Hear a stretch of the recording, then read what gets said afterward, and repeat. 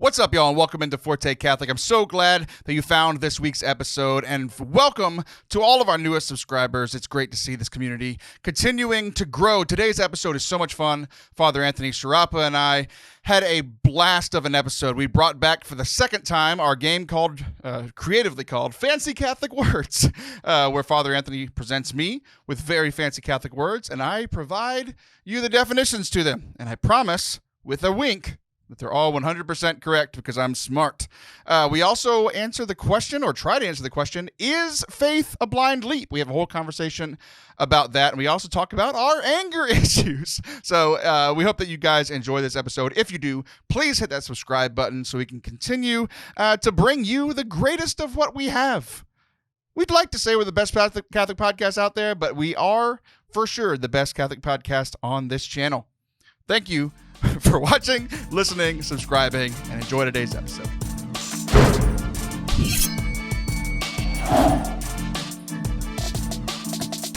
What's up? Welcome to Forte Catholic. I am Taylor Schroll, and that is Father Anthony Dwayne Sciarappa. Father Anthony, how are you, buddy? I'm good. It's just a busy day with lots of tiny frustrations, but things are actually okay. Tiny frustrations. How many of those have been in the last 30 minutes since we started this call? About a dozen or so. And then there was just some this morning, and there were it's just every little thing has not been easy. But here we are, and I'm happy to be recording this podcast with you, Taylor Schroll. Podcast. I have some news for you. Two bits of news. One's about you, and one is about us. Mm-hmm. The one about you is you look about as you have stated that you feel today, but you look like one of my favorite villains ever today. Okay, who? You look like Hook from the movie Hook. Yeah. Rufy! Oh! Your hair looks exactly like his. It was a tremendous performance, and I'm hoping for a tremendous performance out of you today. We'll see what happens. We will see. You said you took some espresso because you're having this busy day and things aren't going well, and it hasn't kicked in. So we'll see. I just want the listeners to figure out what minute of this show that the two espressos you took right before this kick in. 4 shots of espresso before this show. Right. The other thing is, I've been tired for a couple of weeks. I just can't seem to catch up to the point where my brain has been slower than it usually is. So molasses. Yeah. And I did a whole show last week, and it was great. We introduced a brand new game. It was a blast. But all of the new ideas shrouded the important thing of last week. Last week was episode 260. Do you know what 260 divided by 52 is? No. It's 5. Oh, neat.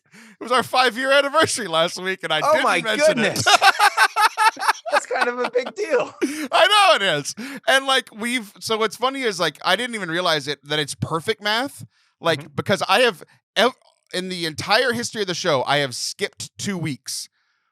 And we've done some bonus stuff that's not like a numbered episode, right? The numbered episodes of the weekly stuff. But we have done 2 bonus numbered episodes, like a big enough deal where it became a numbered episode. Yeah. To where I didn't even realize that I perfectly made up for the 2 episodes I've never done. We did exactly 260 episodes in 5 years, which divided by that is exactly 52. It was our 5-year anniversary. We made it. That's really impressive. Just the consistency for 5 years is genuinely amazing. And yeah, this is great. Congratulations to you, and I guess a little bit to me and to the rest of the co-hosts as well. You've been here for over half of it. It's unbelievable. Oh, that just hurt my brain. Did I just start co-hosting yesterday? What's going on? By the way, for the 30 minutes that setup took today, you'd think you started today. You would think so.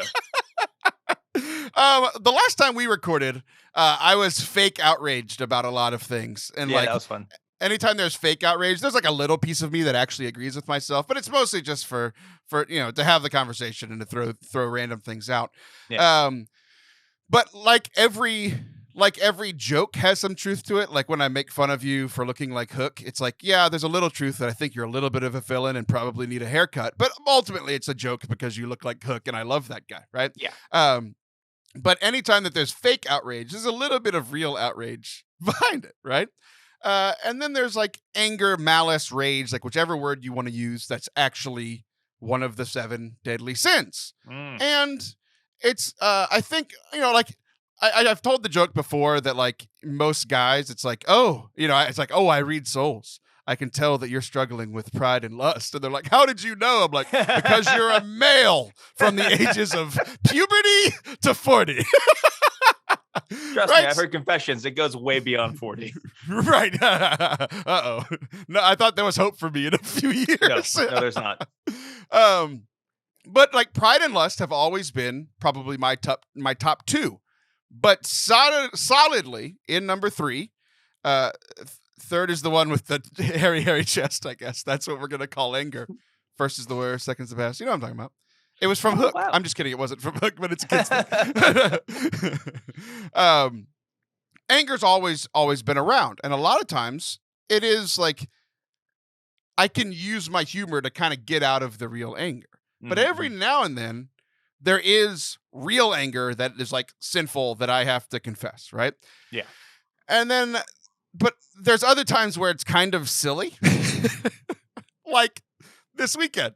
So I was driving home from a trip to my family. It was a great trip, tremendous trip. I loved it. I got to see a bunch of my aunts and like that I haven't seen in years, right? Like because they came in for my sister's wedding shower. And I got to see him and hang out with him, and like it was great. But like it was a quick trip, lots of driving. Essentially, it was a 2-day trip. We drove one day, stayed that night, and drove back the next day. Quick trip after a stressful week, leading into another stressful week where there's really no end in sight. Like I have a lot of fun coming up, but the next 2 weekends, like I'm traveling to Little Rock, Arkansas for their diocesan conference this weekend. I come back, I launch a podcast for somebody next week, and then I go, and then after that week is over, I go to Iowa for their diocesan conference. I come back and I have all this work. So it's not stressful as in bad things. There's just a lot going on, kind of like you were saying, like with your day. There's a lot of going on. I'm tired, I'm a little stressed, but it's good things. Yeah. So all that's happening, and then I get a text that really stressed me out. Like it was something that it work related, something that we had agreed upon, then it wasn't agreed upon anymore, and it just added a lot of stress to my life. So I'm getting frustrated and angry. So the stress is building up into anger, right? Yeah. And then we go to national icon, the Buc-ee's, the very much Buc-ee. It's like Sheets but better. I can vaguely understand the concept. I just don't believe you. But okay.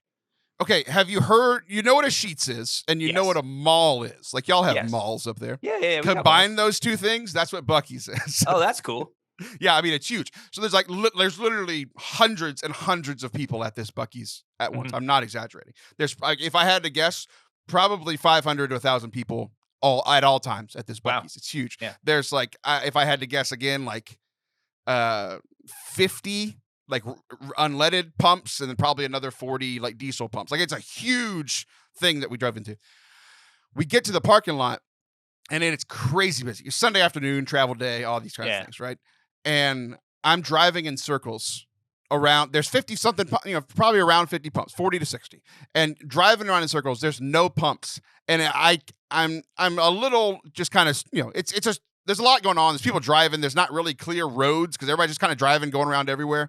Yeah. And it's kind of stressful. I'm trying, like my kids have to go to the bathroom, so I'm trying to park to get them inside. I'm trying to find a place for gas. And I drive around twice, and there's no gas, there's no gas pumps open. When there is a gas open, I got cut in front of twice. Oh, no. Super sports cars while I'm driving the minivan because I have the whole family with me. Yeah. So I'm getting frustrated. And then my second pass, I'm starting to notice literally of the 50 pumps, there are 3 people at the pumps. Everyone parked. No. And went inside the Buc-ee's gas station mall, which takes 20 minutes to get in and out of. And so there's no pumps available and there's no end in sight. I'm frustrated. I'm tired. I want to get home. So I find that there's this group of bikers, like biker gig type group of people that had parked all of their bikes and had gotten gas and had went inside. So there's like entire rows of like Harleys, those, hogs, those kind of bikes, right? Yeah. And I'm like, well, I can pump my gas around these bikes. So I pull in right next to these hogs, and I'm like, whatever. I'm frustrated enough that I need gas, and I'm pissed off that everybody's inside and not being considerate. It's making me angry. So I put my credit card in and I start taking the gas out, and then who decides to walk up right as I get literally right as I get out of my car? Yeah. The biker gang. Oh no. They walk up and he's just like, "What are you doing?" I was like, "I'm getting gas." And he goes, "Okay." And he's like, you can tell he's kind of frustrated, but I'm just at the point where I'm just doing my thing. I'm putting my credit card in, I'm punching the numbers, I'm getting the gas thing. And like all of his friends start coming up and they're looking at me, they're looking at him, and they're like, so I'm like, okay, whatever. Like I'm like, if y'all want to fight me, like all 30 of you, let's go. Like I'm at the point where it's like, let's just do it, whatever. I just want my gas. You know what he does? What? He helps me. Oh. He like pulls the gas thing, pulls it. He's like, is it gonna reach? And he pulls the thing like over his bike, which I wasn't gonna do. I was gonna go around. Yeah. And he's so nice. And his T-shirt says a lot of words on it that I won't say, but they're all about like fighting and I don't like anyone and go away in very colorful language. Yeah. And we had a pleasant conversation as I gassed up my minivan with the gas pump going over his Harley into my van. And then we just had a nice conversation while all of his biker friends stared at me. And then I put the gas back in. I went and parked at a normal parking spot, went inside Buc-ee's, got some food, and then we were on our merry way. That's amazing. I did not see that story going that way. I was very worried about you. I didn't either. Especially 15 minutes later when I'm driving down, we leave and I'm driving and the biker gang pulls up behind me. I was like, this is it. And they drive by me and we wave at each other. He recognized us, which was very funny. So that story could have gone very differently. And yeah. Yeah, well, it's funny. I'm such a stickler when it comes to parking at a gas station. Like this morning, I had to get gas, and there was nobody at this gas station. And I still, after getting gas, got into my car, drove the 30 feet to the parking spot. Even though there's no line, there's no one there. It's just what you do. You just don't park at the gas station at the pump. You just don't do that. Well, I would have in your scenario. Like if there's nobody there and I'm just going to run in, it's fine. But like scenario wise, it's like if I'm in a place that's very busy and I have my family, so I know it's going to take time inside, of course I'll do it, right? But if I'm the only person at it, whatever, I'm going to get a Gatorade. Like that's Did fine. you consider did you see anybody pumping gas that you would have like pulled up behind and got in line? I'm not a good waiter. I'm not patient. These are the decisions I make. Okay. So you went straight for the biker gang. That was the Yeah. I mean, I was like, I can't pump around a big truck or a car, so I'm going to pick the bike. That's what I'm going to do. I'm glad it worked out well for you, Taylor. Yeah, me too. I mean, to be fair, but here's the thing. Here's what I realized, and this is what I've been thinking about, is that I wasn't actually mad at the bike. Like, you know what I mean? Like if I was having a great day and it's kind of busy, you know what I would have done? The same thing and probably waited behind somebody. Yeah. But I was already antsy and frustrated and stressed out and angry about this message that I had gotten, to where I reacted in the situation that I was in because I brought anger and stress in from another place. Yeah. Right. Yeah. And I started realizing it's like, that's the most common thing. It's very rare for me to blow up. If I'm in like a neutral state and somebody in front of me makes me angry, I'm not usually going to blow up on them, right? Yeah. But if I'm already angry from something else, I'm going to blow up on them, right? If something Mm-hmm. frustrates me at work, I'm more apt to yell at my kids when they do something that probably didn't deserve to be yelled at, right? Yeah. Or I'm going to, my kids make me mad, I'll probably snap at my wife. I notice this with my wife too. I'll make her mad, and then she yells at the kids, and that's actually what makes me feel bad about what I did. Because the kids are getting yelled at for something that I did, right? Mm-hmm. So I think we all do this. Like, we take anger and frustration from other situations and put it on to other people. And I just realized that about myself with when I almost, fought a biker gang this weekend. Yeah. It's funny. I've gotten better at this because we've talked about it. But on my days off, I go hang out with my brother, stay at his house. And especially early on when I started doing this, like, there was one day he was like, "Stop being so mean to me." I was like, "Oh, I'm sorry. I'm not mad at you at all. You're letting me stay at your house. I love you very much. I'm eating your food. I'm just cranky about whatever's going on in the parish." And so it's usually the people we feel the safest with, or just, people we're not threatened by, or if you're a crazy person, a biker gang that you'll kind of let loose your anger.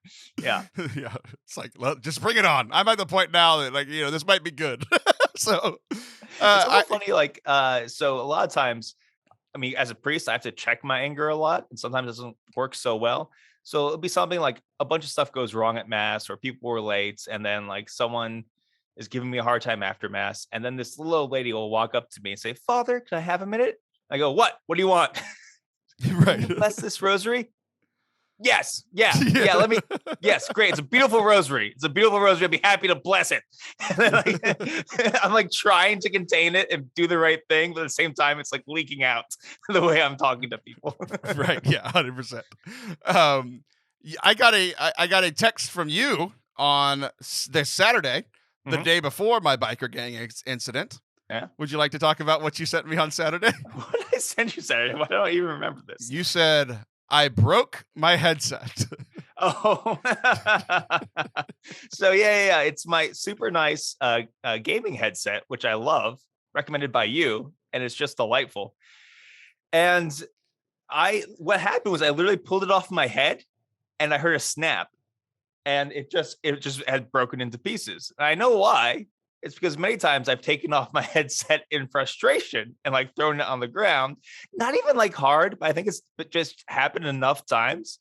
I also have a big head that it broke. I'm very sad about it. That's why I actually have this one on. This is just a little thing I got on Amazon to tide me over until I get the other one fixed or whatever. But yes, gaming can be a source of anger for me. We've talked about this too, because both of us, when we play video games together, is I think most of the time a healthy outlet to get rid of the anger that we brought in from other things, so that we don't bring it into other things. I actually use gaming and working out, playing basketball or going to the gym, as an outlet to get through the frustrations and the things that are building up, so that I don't lash out in anger to my friends, to my family, to get in fights with biker gangs. Those are typically the things that I'm able to do. But yeah, every now and then you realize how angry you were about something, because it's okay, you died in a video game, so you threw your headset. It's well, you're playing a video game that most people average in a round dying about 15 times. It's what you signed up for, you know? I don't think it was the dying that really bothered you. I think you were probably angry coming in, right? It's funny because we both had moments where I'm getting too angry. I need to stop playing.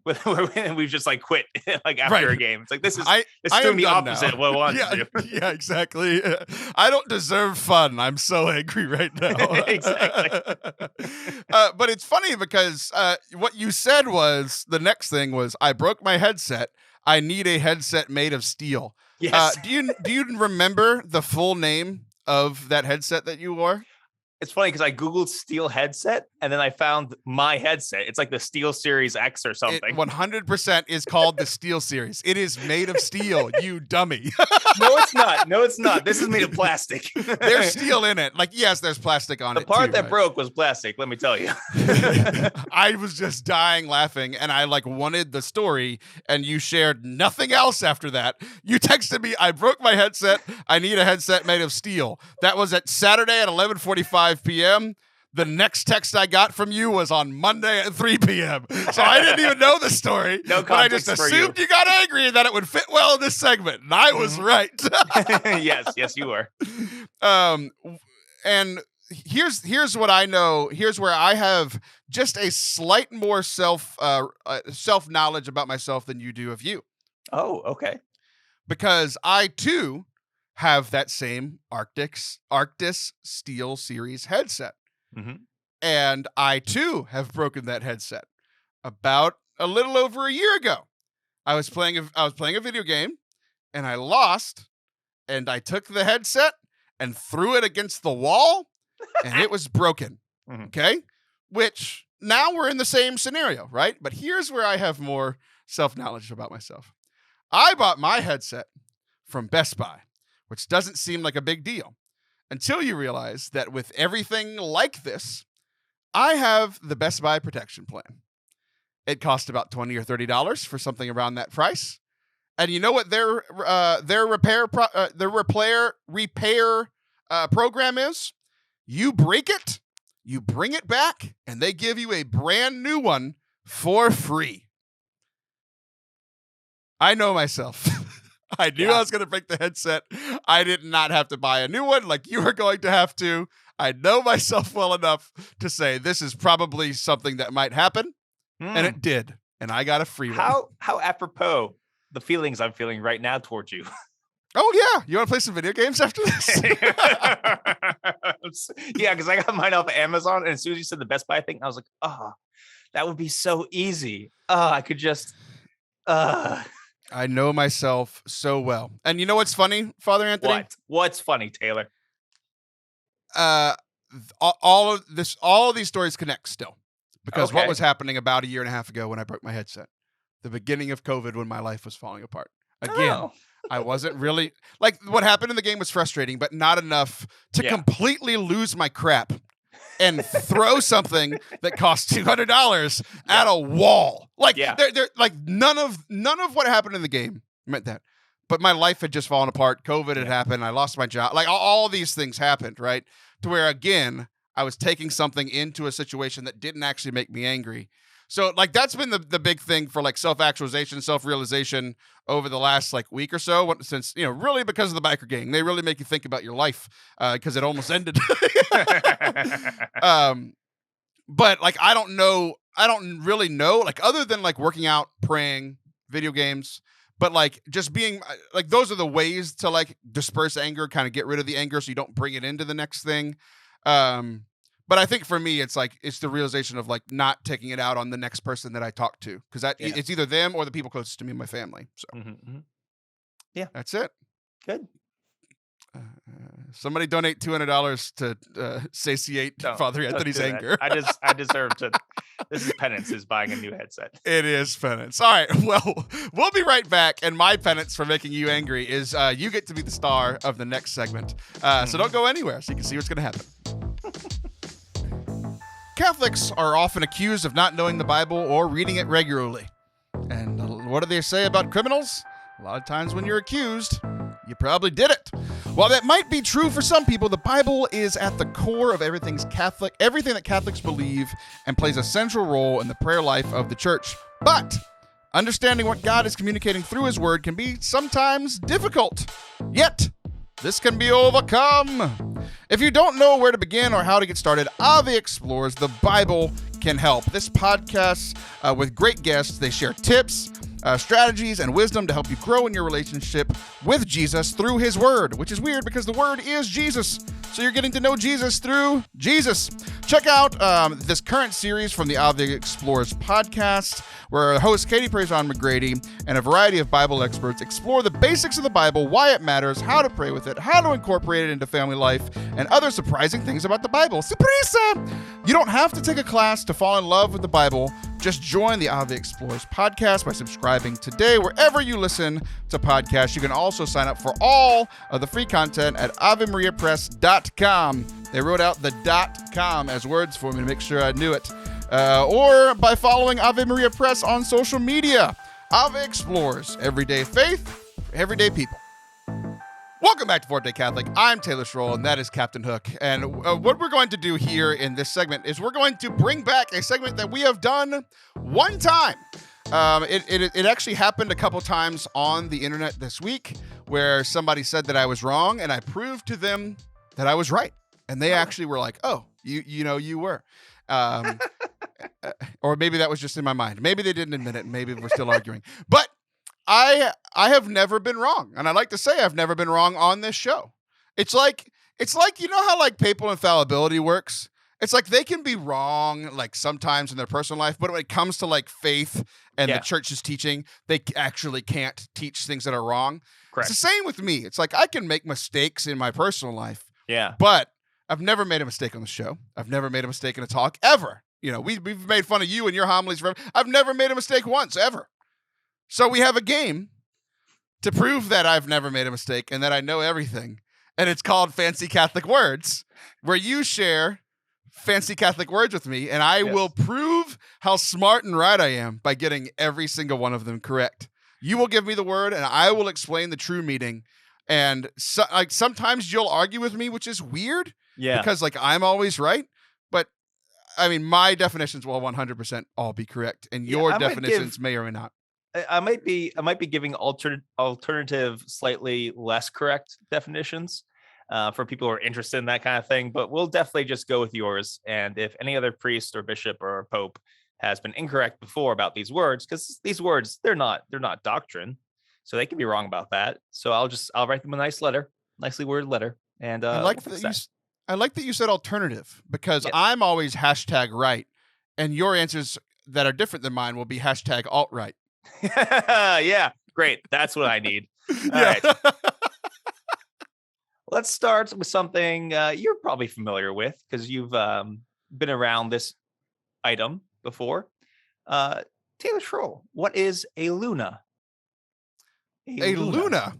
It's that weird character from Harry Potter that no, I'm just kidding. Okay, that's the non-Catholic version. The Catholic version of a Luna is the thing that holds the Jesus. So there's when the bread is consecrated, and you have it in a little holder. So not the pyx, which is like the thing that people put it in to like take Jesus to the infirm, but it's the thing that you put like in the monstrance, like for adoration, right? Yes. So there's like a little holder that you put into the monstrance, and it kind of locks it, usually like locks in, so that Jesus doesn't fall out of the monstrance in the middle of adoration. And then the priest would put, or deacon would put the monstrance on the altar, and that's what the big Jesus host is kept in for adoration. Correct. Of course. I don't even know why. Why'd I even say correct? That was, We don't even need a ding because they're all no, right. It's just like it's obviously correct. It's kind of like this Russian nesting doll of Jesus holders, because you got the big monstrance and you got the little Luna that you stick in there, and that's why you can see Jesus. Good. You want to hear a funny story about a Luna? Or I mean, kind of terrifying story about a Luna? Absolutely. We had a Luna at the parish that I've been working at for years, where the priest would come for adoration, right? But the Luna was broken. So how it would work, it was a circle, right? Yeah. And there was like the front side and the back side were both circles. It's two pieces. And you would like kind of open it up like the circle. It would like, you're kind of like butterfly doors on the fancy cars. Like it would like slide up to the top. But what would happen was it would never lock in. Like it was old and kind of rickety. Yeah. So like if the priest wasn't careful, like Jesus could like very easily like slip out of the Luna. No. Yeah. And there was one like and like when we had visiting priests or new priests, I always made sure. And there was one time that the priest was holding it and like was holding the Luna, and Jesus did not fall on the floor, but Jesus started falling out of the Luna, and the priest caught it with his other hand. And it I was one of those like, good save, like it was great. So I have a quick Luna story. When I was in college seminary, I was the sacristan for our seminary. And we had in the seminary 4 different monstrances and like 5 or 6 different Lunas. Not every Luna fit in every monstrance. Some were useless. And for some reason, every time the bishop did adoration for us, I had picked the wrong Luna. It happened like 3 times in a row. The bishop couldn't get the Luna in because I picked the wrong one. And so I got a talking to. Okay. So I know the bishop's coming up again. So I check, I grab the Luna, I put it into the monstrance. I check like 4 or 5 times. I'm like, I am sure this works. When the bishop goes to put the Luna in, he just assumes that I got it wrong again, and like tried once and it didn't work and got very frustrated and just jammed it in there. And I was like, no, this time it's not my fault. I did a good job. Okay, next word. What is a propedeutic year? One more time. A propedeutic year. A propedeutic year. A propedeutic ear is an Year. ear, huh? A propedeutic year. Oh, propedeutic year. That's very Yes. different than a propedeutic ear. Right, which you can tell us what that is as well if you want to, but propedeutic year. A propedeutic ear is after somebody has been given like pre-evangelization, like kind of, there's a lot of times like answering questions like, does God exist? Or like having a good experience with something Catholic, right? Now they're ready to be evangelized. They have a propedeutic ear, like their ears are ready to hear the gospel. A propedeutic year is the year that like the Pope announces, like this is like like this year's the year of Saint Joseph. So like every year it's like, what's the propedeutic this year? Like what are we gonna be focusing on? Yeah. Okay. Some people who are wrong might say that is a intro year of spirituality in a seminary or in a religious order, that you spend a propedeutic year, learning just spirituality before you go into your classes. But they're wrong. Okay. Well, I mean, they at that point they have propedeutic ears and they're ready to hear. Right, which is where the confusion comes from. Because they do have propedeutic ears, very, but very confusing. and it's an understandable mistake. That's why everyone should listen to the show to get the correct information instead of the fake news. Taylor, what is an ambry? An ambry. Ambry.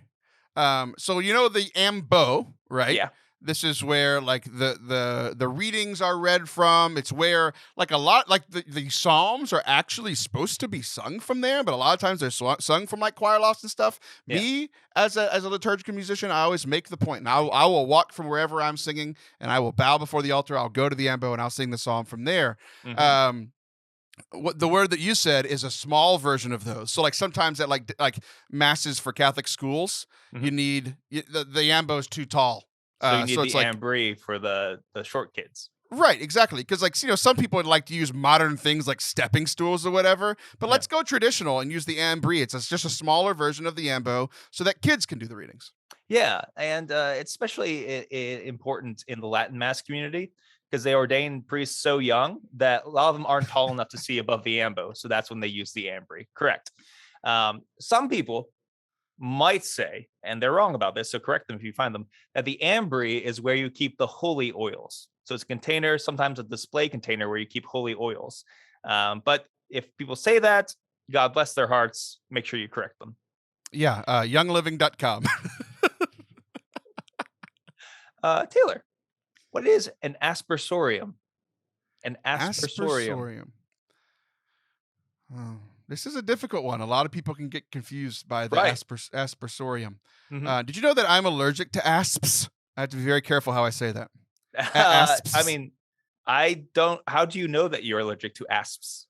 Because so like you know what they are, right? Those little caterpillars that have like the red head and they got the little prickly things on them. Oh, I thought you meant like snakes. No. Asps. I think they're a southern thing. They're like caterpillars that are poisonous. And like this is why I don't live in the South. I couldn't handle that. Yeah. Well, y'all have this thing called snow, and it's much worse. Yeah, I'd take snow over killer caterpillars any day. But anyway, yes, go ahead. Well, most people like it would take a lot, but like one like touches my ankle and I'll break out in hives in my entire body. Right? Oh, gross. So an aspertorium is a place where the Catholic Church, because like you mentioned asps, like where you thought it was snakes, right? Yeah. Snakes are pretty typically known in religious circles as being bad. Like we had the serpent in the in the garden. Like snakes are bad. Like Mary's gonna stomp on the head of a snake. So aspertoriums are place. Like you've heard of like on St. Francis Day, like bring your pets and we'll bless them. Yeah. Well, 6 months later, the exact opposite of the year, it's the opposite where you take bad animals. And you put the asps, either these little caterpillars or the snakes, and we take them at the church and we put them in the aspertorium and we burn them like the bad things that they are.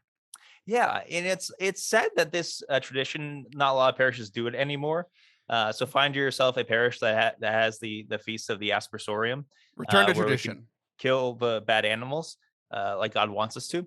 That being said, there are some who mistakenly believe that it is the bucket that you have holy water in. And when you do the sprinkling rites, you have an aspergillum, which is a different thing, and you put it in the aspersorium. But once again, if you hear this, lovingly, because it's a work of mercy, correct the sinner. Okay. Taylor, what is a Saturno? A Saturno. A Saturno. I mean, like that one's so easy. I don't even know why you're asking me this. Yeah. Well, it's so that people can learn, because not everyone is as right as you all the time. It's the surname of the first Pope Innocent. Like we know that like when popes take on becoming pope, they take on a new name other than Peter, who was given a new name years before by Jesus. Yeah, he got the name for Yeah, but that was the Italian guy that became Pope Innocent the First, which was weird because he was a criminal. Yes, that is absolutely correct as well. Some people would say it's the hat that clerics wear. It's got the brim all the way around, so it looks like the rings of Saturn, which is why it's called the Saturno.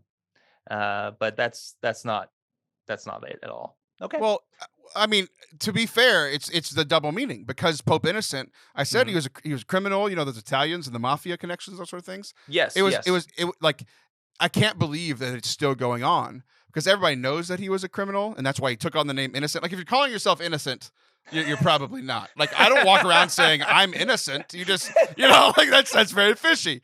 So he had this company that would make these things, and they have a monopoly on it. Like where can you buy those? Oh, just from that family. It's crazy. Don't name yourselves the innocent. Italians in Rome. Actually, that's how it works. Yeah. Crazy. Okay.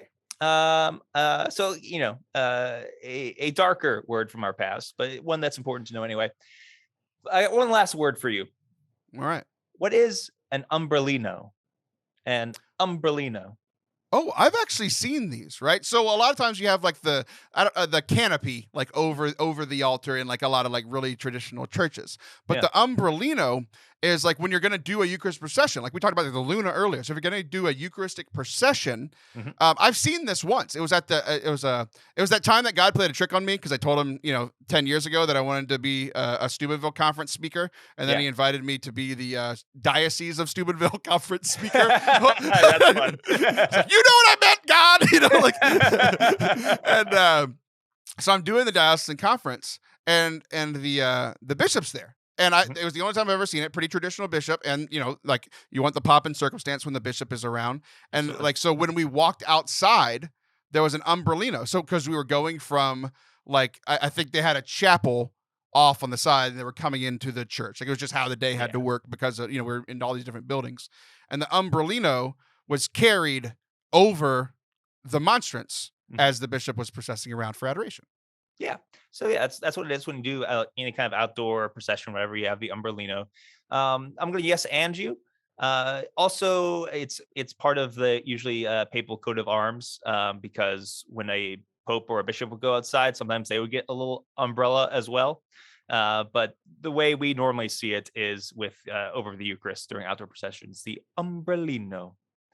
Wow, I feel like everyone is much more educated now, Taylor. Thanks to you. We're at the point where, like that last one, I don't even know how close I was, because we've gotten so deep into the lie that I'm not sure how many I got right.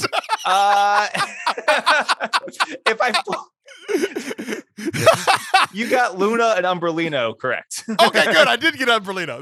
Like when you and it, I was like, wait, was that actually right? I'm not sure. I was thinking we were so deep into the bit that like people would be horribly confused. Right. I like when we got to the point when you and it, I was like, so yes or no? Yeah. Oh man. Right, yeah. So I was like 2 for 5. Yeah. 2 for 5. 2, 3, 4, 5. 2 for 6. 2 for 6. I mean, 33%. I mean, I'm just crushing it. That's good. That's a great batting average. Yeah. I mean, I'm going to be in the Hall of Fame. Let's go. Let's go. All right. Well, that was fun. You liked this, don't you? You enjoyed torturing me. I do. I think people are going to be really confused, and I can't wait to hear what people think about this. All right, well, don't go anywhere. When we come back, we're going to be talking about something that I heard recently at a parish event at my church. Our parish is doing this really cool thing. I'll explain it. But we're going to be talking about, is faith a blind leap or not? And we're going to kind of get into the intricacies of that. Don't go anywhere. We'll be right back. Come sail away, come sail away, come sail away with Deacon Harold Burke Sivers.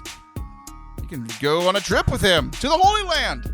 The group is leaving on May 6th and returning on May 16th of 2022. Couldn't decide how to say that year because we haven't gotten there yet, and I was confused.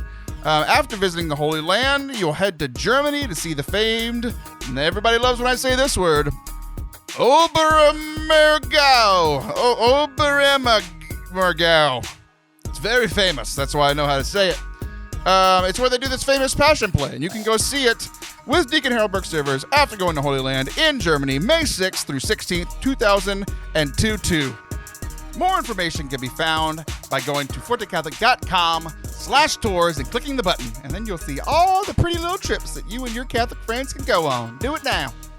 Welcome back to Forte Catholic. I'm always right, and he's always wrong. That's Father Anthony Sciarappa. How are you, buddy? Did you enjoy that last segment? You know what? The last segment lifted my spirits. I feel the espresso kicking in. I'm in a great mood now. Great mood. I'm glad my idiocy is what changed your day. It's what turned it around for you. And Ambry's a tiny Ambo. Beautiful. it's genius. I love it. My kid just read at Mass last week at the school with a stool, and it was very funny. Very funny. Okay, so there's this new thing that our parish is doing that I've heard. It's one of those things that I've heard everybody talk about this, but I've never actually seen it done. Mass? Yeah. No. I've never been to one of those. It's strange. Like parish, like family catechesis as the parish model for catechesis. Oh, right? Yeah. That's a good stuff. So like our parish has, we have the campus ministry at the school that I've been involved with. We have the high school youth ministry that I've been involved with. We also have small groups off of that don't go to the high school youth ministry. We have like confirmation prep. We have like regular CCE. We have RCA. Like we have like all the things that a typical parish has, right? But one thing that the new pastor and the new DRE, who's a buddy of mine, has been on the show, Kevin Kapczynski, they're like actually like, okay, everybody's been talking about this for decades. And I know like some people have tried it, but I've never seen it done like this, and I really like it.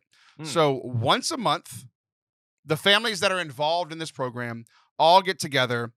Father gives a talk, and it's usually about encouragement for parenting, challenges for parenting, and then also the content that we're going to share with our kids, like an overview of it for us, right? So it's kind of this, working in youth ministry for years, it's like, oh, we teach the kids stuff, and like obviously, like, Jesus is God, that's basic stuff, but it's like, no, like we really believe that like that the Eucharist is the body, blood, soul, and divinity of Jesus Christ. And a lot of them go home to their parents and they're like, oh, we thought it was a symbol. Like, you know what I mean? Like where the parents need catechesis too. Like we all need ongoing formation, no matter like what level of knowledge of the faith that we have.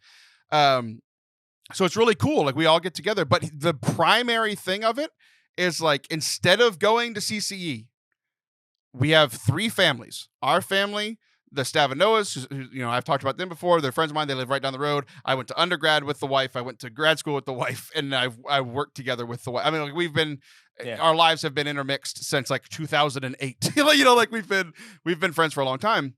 And then this other family that is newer to the parish that we've never met before, and that's our three families. And we met we're just going to rotate through our houses and like eat a meal together, chat and talk, and then get all of our little kids together. We all have tiny kids, and we're going to do like the basic lesson for the week, right? Like that's really cool. Yeah. Jesus is God, or teaching the Hail Mary, or teaching the Glory Be, like these sorts of things, right? Making it age appropriate for our kids.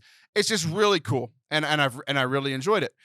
So we've now had one meeting of the three families, which again sounds mafia-ish. The three families all met. But there's been two, but we couldn't make it the first one. But we've also been to one where like all the families gather. There's probably like 15 families in the parish doing this together. And it's just an option. Well, we met, and like a lot of the stuff that was shared is pretty basic. It was like teaching about the Trinity. But it's like maybe just a refresher before you teach your kids, right? But there was about a 45-minute talk, and then there was a time for conversation between the parents. It was great. There was the kids were all in like the nursery watching Prince of Egypt, and we get time to like talk about faith stuff. And like, we got to talking about things like the Trinity, which can be like, oh yeah, 3 in 1. But then like when you really start thinking about it, it's like there's complicated. Like the Holy Spirit proceeds from the Father and the Son, but he was always there too. He's not, it's like, oh, heresy, very easily, right? So, but one of the things that I have been thinking about, and that got brought up at this this event where the small groups are talking, is there was a paper. One of the questions that we had to answer was, I might not get the exact wording, but it said, explain why faith is not a blind leap. That was one of the discussion questions. Oh, interesting. Explain why faith is not a blind leap. Because one of the topics was what faith is and all these things. But I was kind of thinking and processing, and I kind of, like, everybody else at the table had talked, and I was like, I disagree with the premise of the question. I actually think that faith, actual faith, at some point is a blind leap. And I have reasons for that. But what do you think about, like, is faith a blind leap? It depends. For me, it depends what you mean by blind leap. Sure. I feel like faith is more of a trust fall. Like a blind fall. yeah. I mean, the blind leap gets at that feeling of, like, here we go. I don't quite know what's going to happen, right? There's something about that that's true. At the same time, what does St. Paul say? Faith is the content of things hoped for. There's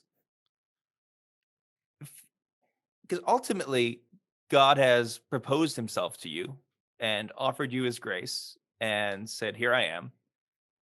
But you have to, at some point, be like, okay, I choose to believe this. Right. And it's tricky. It's tricky because at one point it is, but you wouldn't want to say it's like, I guess I'll just be Catholic and you just throw yourself off a building. Like, there are reasons for it, but at the same time, and I think any committed Christian has felt that weightlessness, like you're going off a roller coaster or you are jumping off a high dive, and something about that's very true. So those are my thoughts. Yeah, and I'm totally with you. So I think the biggest argument for, like, faith not being a blind leap, it's not blind because we have reason. Like, God has given us reason to where we can think about these things. We can learn things about faith, and therefore it's not blind. You start having your eyes opened to certain things through reason, right? Yeah. Where it's like things that you can think about, you can assent to things that are real. But where it gets difficult, I think, and where it does become more blind, is, ironically enough, with revelation, right? So there's reason, things that I can see, things that I have experienced. Like, I have experienced things that I can't understand through my senses, so there must be something outside of my senses, right? Like, that's reason. But, like, revelation, it's like, I can learn about it, and I can even, like, combine my reason as I'm hearing revelation, like that there was this guy named Jesus, and he lived, and he taught, and he healed the sick, and he rose other people from the dead, and then he was crucified and rose from the dead too. Even that, assenting to revelation, I can use my reason, and, like, there's a bunch of scholars that say, like, this is actually a true source in the Gospels. But that starts to take a little bit more of, okay, like, I have to start believing things that I can't see and experience, right? Because they happened 2,000 years ago. It's just impossible to have experienced that because I live now. But then we get into, like, even things like, does God exist? It's like, there are reasonable things, we get into, like, the philosophers of, like, the first mover, or, like, something had to happen, right? But then it's like, I can't see God. Right, like, God is in this room, and I'm like, where? I'm trying to touch him, I'm trying to see him. So, like, that, like, literally, I can't see, which is the word blind. Yeah. So it's like, there comes a point where, like, yes, I have reason, and I can learn things about God. I can study, even studying with combining my reason and revelation, and learning these things about God through the scriptures, through the catechism, through the teachings of the church. But at some point, there are things that I can't prove, right? Or I can't actually see. And at that point, what faith is, you started bringing it up, right? You started that thing from Hebrews. Faith is the realization of what is hoped for and evidence of things not seen. There right? we go. Yeah. Mm-hmm. So it's like the faith, where faith comes in, I think for me, and maybe this isn't a perfect definition, but it's like I use my faith, my reason and revelation a lot. Mhm. But when those things can't fully answer in my heart and in my head, that's where faith comes in.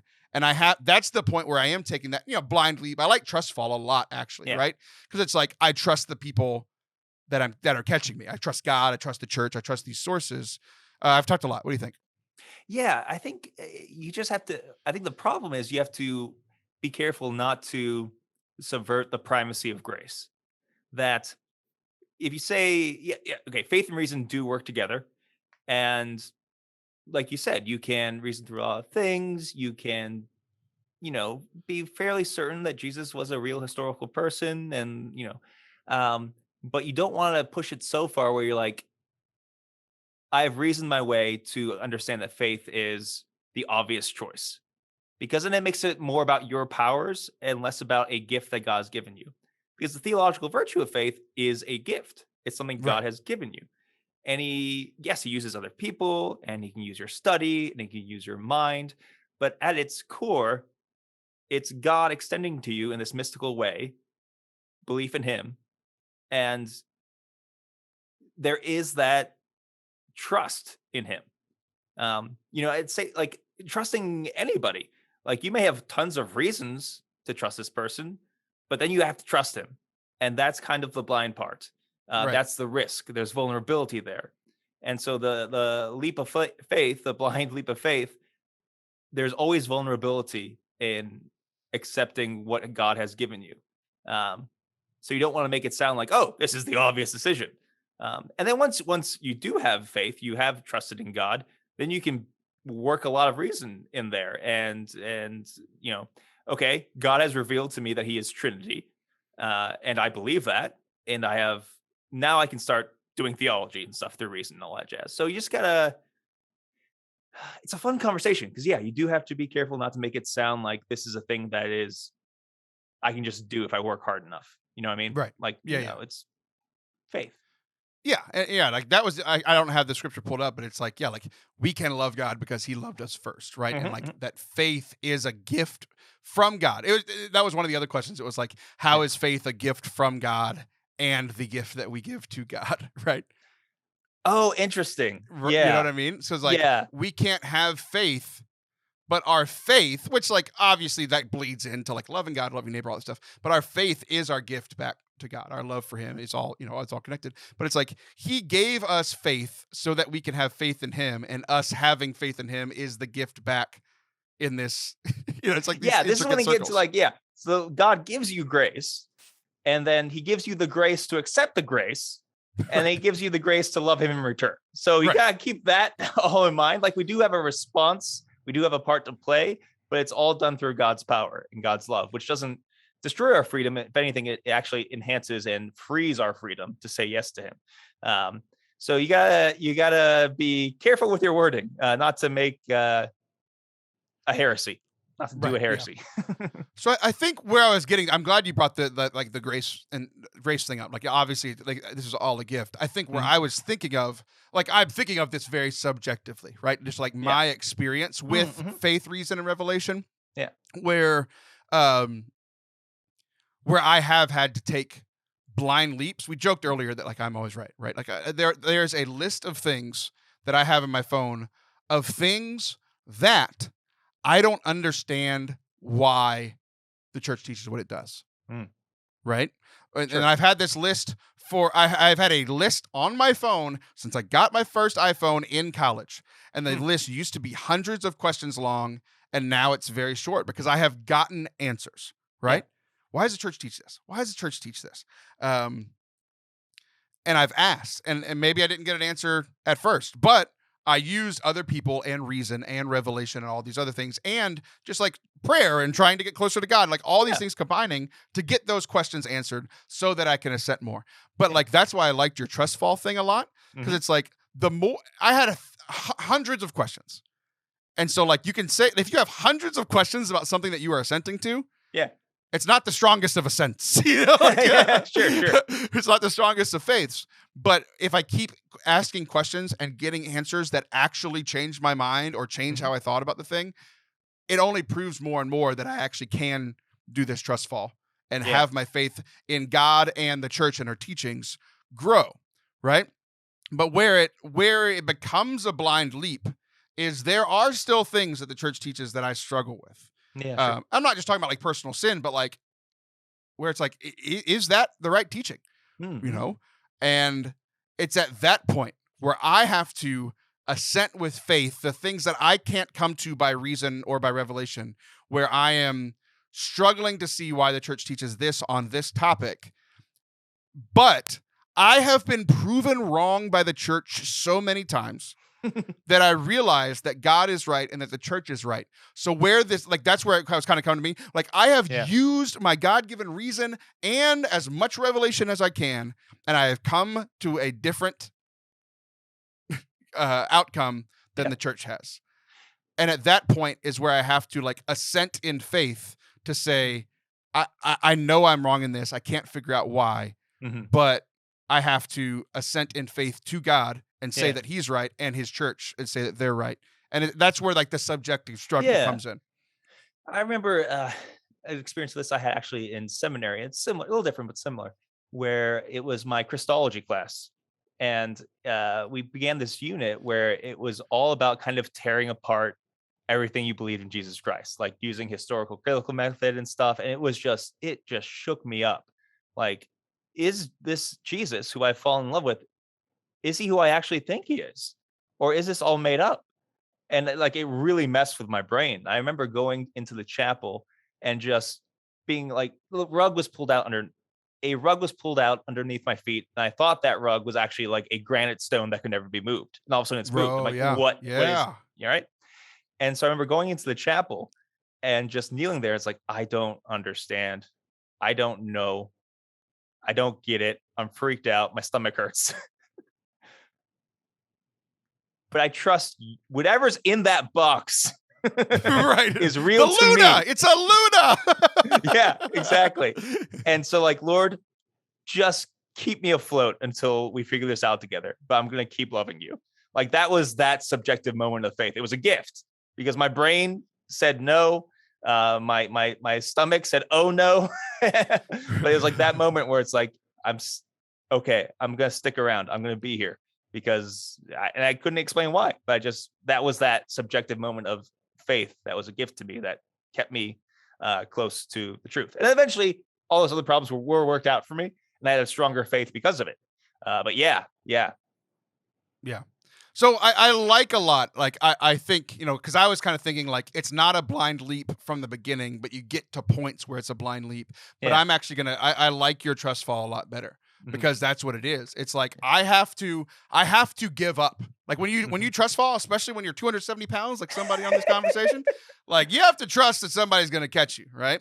Yeah. And it's like when it comes to like 270-pound problems or issues that I have with what the church teaches, like I have to put my hands over my shoulders and fall back into God, the church, people that I trust, because I've been proven wrong on these things. So I like that a lot. We get to those points where like we're struggling intellectually with something, or we're struggling in our heart with something that God has shared or that the church teaches or whatever. And it's like, they haven't led me astray so far, even if I don't get it in this particular moment about this particular thing. So I like the trust fall a lot better. So maybe it's not a blind leap, but it's a blind trust fall. Yeah, that's good. I like it. All right, well, that's our show for the day. Father Anthony, I'm glad that you got all of your energy back. I know. I'm feeling great. I'm going to crash in like 2 hours, but right now I feel great. If you're tired, listen to the Forte Catholic podcast and take 4 cappuccinos, and you'll be okay. I'll do it. That's all you need in your life. Well, Captain Hook, it was great recording with you today. Thanks for being here. My pleasure. Always happy to record with you, Taylor. All right, I'll be back next week. See ya!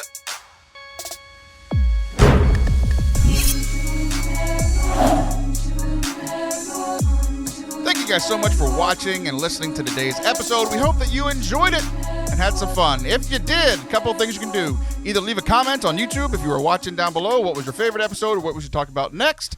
If you aren't on YouTube and you're just on the podcast, you can connect with us on our social media at Taylor Schroll on Instagram and Twitter, at Forte Catholic on Facebook and Twitter as well, and at Taylor Schroll on TikTok. Let us know what you think about the show. We love hearing from you guys. Y'all are the best. I'll be back next week. Goodbye.